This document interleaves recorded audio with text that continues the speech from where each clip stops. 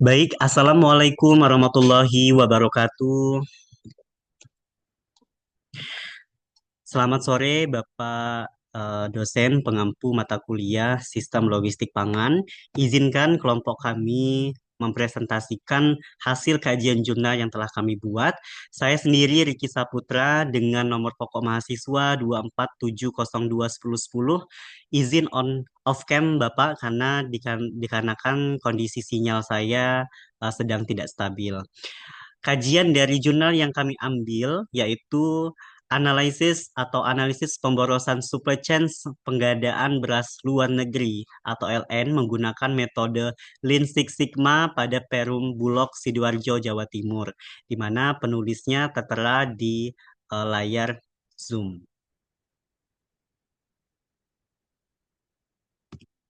Untuk pendahuluan saya persilahkan kepada pemateri pertama yaitu Mbak Tinda Yuvita. Disilahkan. Baik, terima kasih Mas Riki. Em, yang pertama yaitu pendahuluan. Masuk ke latar belakang.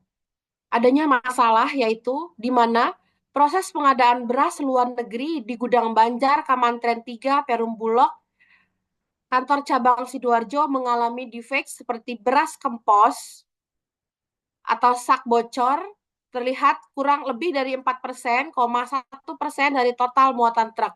Kemudian beras basah karena sak tercampur air dan selisih jumlah koli atau jumlah sak tidak sesuai. Adapun dampak dari latar belakang tersebut yaitu menurunnya kualitas sistem rantai pasok dan efisiensi operasional. Kemudian supply chain management. Pentingnya optimalisasi SCM tersebut agar produk tersedia di waktu, lokasi, dan jumlah yang tepat sambil meminimalkan biaya. Sutiadini dan kawan-kawan 2023. Kemudian Lex Six Sigma, di mana kombinasi learn atau eliminasi aktivitas tidak bernilai tambah dan Six Sigma minimalisasi variasi proses dan defects DPMO digunakan untuk perbaikan berkelanjutan. Menurut Maulana dan Wahyuni 2021, Ulfah Uliandri 2019. Kemudian yang kedua ada tujuan penelitian, di mana tujuan penelitian tersebut mengidentifikasikan serta menganalisis pemborosan dalam sistem pengadaan beras luar negeri, memberikan rekomendasi perbaikan yang paling prioritas menggunakan metode Six Sigma, Learn Six Sigma terintegrasi dengan RCA dan AHP. Yang ketiga, metode penelitian. Metode yang paling utama yaitu Learn Six Sigma dengan pendekatan DMAIC, Define, Measure, Analysis, Improve, dan Control. Adapun metode pendukungnya yaitu Root Cause Analysis atau RCA, di mana mengidentifikasikan penyebab utama dari pemborosan. Yang kedua ada Analytical Hierarchy Setting Process atau AHP, di mana penentuan solusi prioritas berbasis pembobotan kriteria. Adapun jenis data yang didapatkan yaitu yang pertama data primer, observasi lapangan, wawancara, dan kuesioner. Kemudian ada jenis data sekunder, yaitu arsip dari perusahaan meliputi data aliran proses, kemudian aktivitas gudang, dan pengiriman beras tersebut.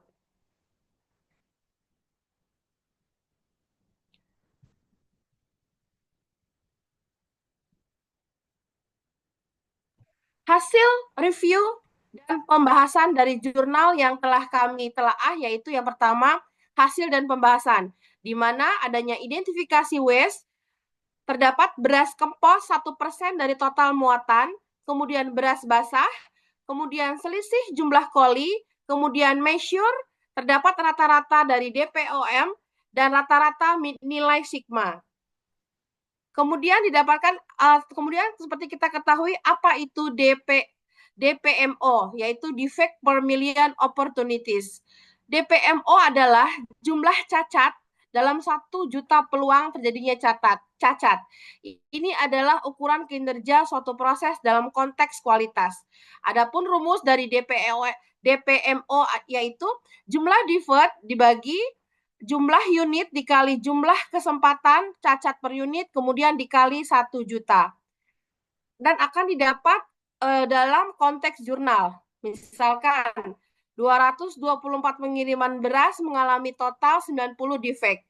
Maka akan dihitung DPOM tersebut pada setiap minggunya dengan rata-rata dengan hasil rata-rata DPOM yaitu 1.226,41. Artinya, dalam 1 juta peluang diperkirakan terjadinya cacat yaitu 1.200,041 atau sekitar 12,6% dari proses potensi cacat. Apa itu nilai sigma? Seperti yang kita lihat di tabel, nilai sigma 2,686 menunjukkan bahwa proses beras luar negeri di gudang Bulog saat ini memiliki tingkat cacat yang tinggi dan jauh dari kata ideal, yaitu 6 sigma. Adapun kesimpulan dari tabel yang telah kami review dari jurnal, yaitu kesimpulan yang pertama yaitu dari DPOM itu sendiri, karena masih banyaknya defect per juta peluang. Kemudian kesimpulan yang kedua dari sigma 2,686 yaitu di mana prosesnya belum efisiensi dan sangat perlu diperbandingkan signifikan agar mendekati level industri terbaik yaitu di angka 6 sigma atau nyaris tidak cacat. Baik, Next, terima silakan Bu kasih Dwi. kepada Mbak Tinda. Mengkonfirmasi bahwa tadi yang hasil DPMO 126,041% ya. Artinya 12,6% gitu ya Bu ya. Tadi bukan ribu. Izin konfirmasi sedikit kepada Pak Sul. Oke, materi selanjutnya akan disampaikan kepada Bu Dwi. Bu Dwi, halo, dipersilahkan Bu.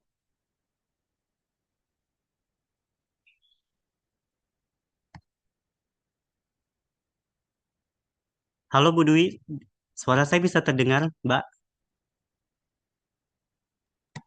Jelas, Pak. Baik ya, untuk yang berikutnya ini improve AHP Analytic Hierarchy Process. Tujuan tahap improve mengidentifikasi solusi prioritas dari akar penyebab defect yang telah ditemukan pada tahap RCA, Root Cause Analysis, kemudian dipilih dan di-ranking berdasarkan pembobotan menggunakan metode AHP. Satu, peningkatan kualitas stak beras. Bobot AHP berbanding 0,338 paling tinggi. Masalah yang ada di kajian, banyak sak beras kempos atau bocor lebih dari 4% per sak. Bocornya sak mengakibatkan kehilangan isi dan kualitas fisik beras menurun, menyebabkan ketidaksesuaian volume dan kerusakan fisik. Akar masalah, material atau sak tidak kuat, kemudian kurangnya standar kualitas sak dalam pengadaan. Solusi yang ditawarkan menggunakan sak beras dengan spesifikasi teknis lebih baik, tebal, kuat, tahan gesekan, uji material sak sebelum pengadaan. Kontrol kualitas oleh vendor sak dan audit berkala oleh tim pengadaan. Tanggung jawab bagian pengadaan perusahaan procurement. Kedua, penggunaan conveyor. Bobot AHP berbanding 0,144. Urutan kedua. Masalah yang ada di kajian, sak beras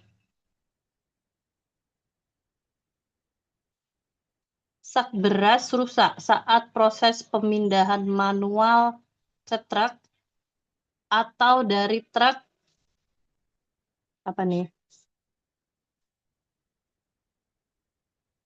Ke atau gudang, dari Bu. truk gak kebaca nih Ke ketutup gudang, Bu, ke ketutup gudang. nih ke gudang. Terjadi gesekan kasar, bantingan keras atau penumpukan tidak stabil. Akar masalahnya proses pemindahan menggunakan tenaga manual dan current konvensional, risiko tinggi terhadap kerusakan fisik sak. Solusinya mengadopsi conveyor system dalam pemindahan beras. Conveyor mengurangi gesekan dan tekanan berlebih pada sak beras. Efisiensi tenaga kerja dan waktu juga meningkat. Tanggung jawab bagian pengadaan perusahaan, logistik, atau operasional lapangan. 3. Pengawasan muatan maksimal truk. Bobot AHP berbanding 0,116, urutan ketiga. Masalah yang ada di kajian overload truk menyebabkan sak beras tertekan satu sama lain, menjadi rusak atau kempos. Timbangan truk tidak konsisten, menjadi terjadi selisih jumlah koli. Akar masalah tidak ada kontrol ketat terhadap batas maksimum beras muatan per truk. Pengemudi atau operator cenderung melebihi kapasitas untuk efisiensi biaya angkut. Solusinya, pengawasan ketat di area timbangan atau weight bright, penegakan SOP maksimum muatan per truk, misal tidak lebih dari 20 ton, pelatihan dan sanksi untuk pelanggaran prosedur muatan. Tanggung jawab juru timbang perusahaan atau operator timbangan di lokasi pengiriman atau penerimaan. Kesimpulan tahap improve, ketiga solusi ini dianggap paling strategis dan memiliki pengaruh terbesar terhadap penurunan defek, terutama untuk kasus beras kempos yang menjadi critical to quality atau CTQ paling dominan, bobot 0,66 di AHV level 1. Terima kasih. Oke. Baik, terima kasih kepada Bu Dwi atas pemateri kedua menjelaskan tentang AHP. Selanjutnya, izinkan saya menyampaikan mengenai tahap analisis RCA dan fishbone diagramnya. Yang pertama, tujuan tahap analisis ini kita tahu bahwa untuk menganalisis penyebab utama atau akar permasalahan dari suatu kajian dalam penelitian ini. Dari defek atau pemborosan yang disebut dengan WETS yang terjadi pada proses penggadaan beras luar negeri di gudang Banjar Kemantren 3 Bulog Sidoarjo. Di mana dalam penelitian ini digunakan suatu pendekatan metode yaitu root cause analysis atau RCA, menggali akar penyebab masalah, bukan hanya gejala permukaannya saja. Kemudian didukung oleh metode fishbone diagram, di mana diagram ini berbentuk tulang ikan. Ya, visualisasi faktor-faktornya penyebab berdasarkan 4 kategori utama, man, misen, metode, dan material. Masalah utama dalam penelitian ini ataupun CTQ-nya yaitu penelitian ini berfokus pada 3 jenis critical to quality. Yang pertama adalah beras kempos itu sendiri, yang sudah dijelaskan oleh rekan-rekan saya sebelumnya. Kemudian beras basah dan selisih jumlah kolinya atau sak berasnya. Kemudian fishbone 1 atau beras kempos. Kemudian kita tahu bahwa apa sih yang dimaksud dengan beras kempos itu? Ternyata beras kempos itu adalah sak beras yang bocor eh, lebih dari gitu ya 4% yang mencakup 1% dari total muatan truk. Kemudian penyebabnya apa gitu? Penyebabnya yang pertama adalah men. Men itu apa? Penataan stak beras tidak sesuai dengan prosedur pengangkutan. Nah, jadi kalau kita mau apa namanya beras kita itu tidak bocor gitu ya, maka kita harus menata menata apa namanya beras di dalam pengangkutan, entah itu dalam kapasitas truk gitu ya, atau lain sebagainya harus sesuai prosedur. Nah, kemudian yang kedua adalah misen, tidak adanya conveyor atau pemindahan menggunakan kren manual. Jadi dilakukan dengan apa namanya sesuatu yang yang cukup bisa terbilang ekstrim gitu ya, sehingga membuat apa namanya beras tersebut menjadi kempos ataupun bocor nantinya itu ya. Kemudian metodenya adalah tidak ada pengawasan terhadap batas maksimum muatan truknya. Kemudian yang terakhir adalah material kualitas sak beras itu rendah sehingga mudah apa namanya sobek gitu ya, yang mengakibatkan bocor. Kemudian yang kedua adalah beras basah.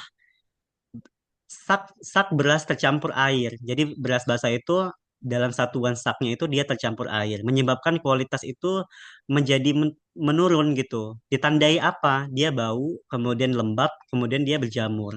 Akar penyebab permasalahan ini yang pertama adalah men lagi gitu ya. Apa itu men? Ya manusianya lagi gitu. Ya terkait dengan pengemudi atau petugas truk yang tidak melakukan perawatan yang secara berkala gitu ya. Kemudian yang kedua mesin gitu ya, truk atau kontainernya bocor gitu, tidak tahan air. Jadi keteledoran bisa ya.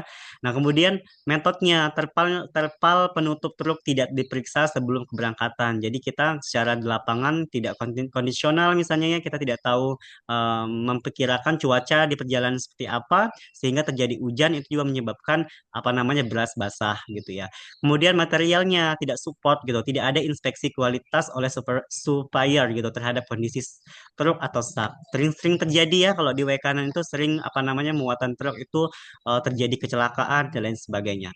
Kemudian kesimpulan dari masalah ini beras basah itu timbul akibat kondisi fisik kendaraan yang buruk dan tidak adanya pengawasan saat loading ataupun unloading gitu ya. Nah, kemudian yang ketiga, fishbone yang ketiga itu adalah selisih jumlah koli berasnya di mana terdapat perbedaan jumlah sak beras saat beras dikirim dan diterima, lebih ataupun kurang. Penyebabnya apa? Yang pertama manusianya lagi gitu ya. Nah, petugasnya tidak mencocokkan berat truk saat keluar ke pelabuhan dan masuknya ke gudang gitu. Kemudian yang kedua adalah timbangannya tidak dikalibrasi, tidak ada perawatan rutin. Kemudian yang ketiga, metodenya tidak ada SOP pengecekan ganda jumlah sak dan kualitas pada setiap titiknya. Yang terakhir adalah material, yaitu suppliernya tidak melakukan kontrol kualitas dan kuantitas beras di pelabuhan, sehingga selisih dari jumlah koli beras disebabkan oleh kekeliruan pencatatannya gitu ya, peralatan yang tidak presisi dan lembahnya SOP yang diverifikasi.